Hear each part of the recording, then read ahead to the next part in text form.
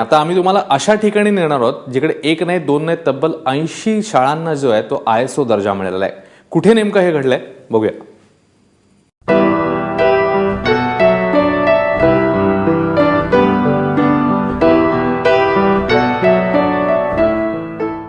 इतकी रंगीत आणि टुमदार शाळा तुम्ही कधीही पाहिली नसेल.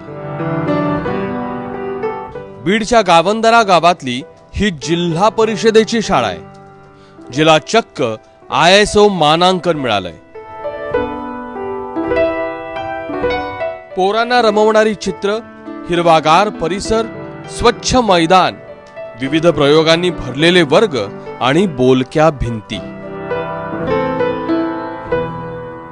पोरांना शाळेतनं घरी जावंसच वाटत नाही. मला माझी शाळा खूप आवडते.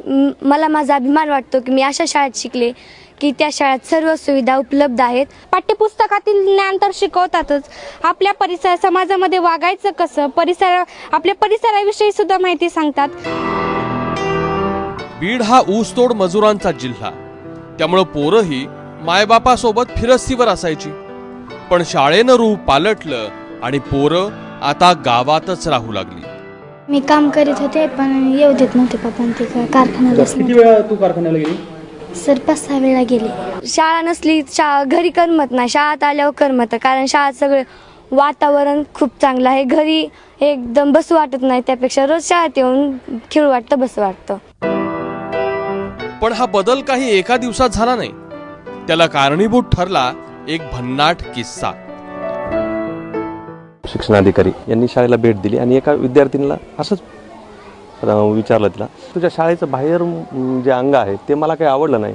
तर त्या पार्वतीनं साहेबांना उत्तर दिलं की सर, तुम्ही माझ्या शाळेचं बाह्य अंग बघू नका, शाळेचं माझ्या अंतरंग बघा, त्या ठिकाणी चाललेलं अध्यापन बघा, शिक्षक कसे तळमळीने शिकवतात ते बघा. तुम्ही बाह्यांग आमचं जाऊ द्या, आमच्या परिस्थितीनुसार गावाच्या खेड्यापाड्यातल्या शाळा. तर मग त्याच्यातून एक अशी प्रेरणा आम्ही घेतली आणि शाळेचं बाह्य अंग सुधारण्याचा प्रयत्न केला. अंतरंग पक्क असलेल्या गुरुजींनी मग मनावर घेतलं आणि सुरू केला बाह्य रंगाचा कायापालट. पण हा कायापालट करण्यासाठी आर्थिक हातभार हवा. त्याचं काय? अशा वेळी गावकरी पुढे आले. आम्ही जे गावकरी स्वइच्छेने देतात तेच आम्ही पैसे गोळा केले आणि असं थोडं. किती रुपये तुमचे जमा? साधारणतः 4 लाख रुपये आमचे सहभाग जमा झालेला आहे. तुम्ही किती रुपये दिले? आम्ही 1,51,000. पैसे कमी पडले तर गुरुजींनी टाकाऊ पासून टिकाऊ गोष्टी तयार केल्या. विजेसाठी सोलर पॅनल वापरला. कधी काळी तुटक्या फुटक्या अँप्लिफायर पासून प्रार्थना घेणारे गुरुजी आता पोरांना प्रोजेक्टरवर शिकवतायत. यालाच म्हणतात डिजिटल होणं. गोविंद शेळके, ABP माझा, बीड.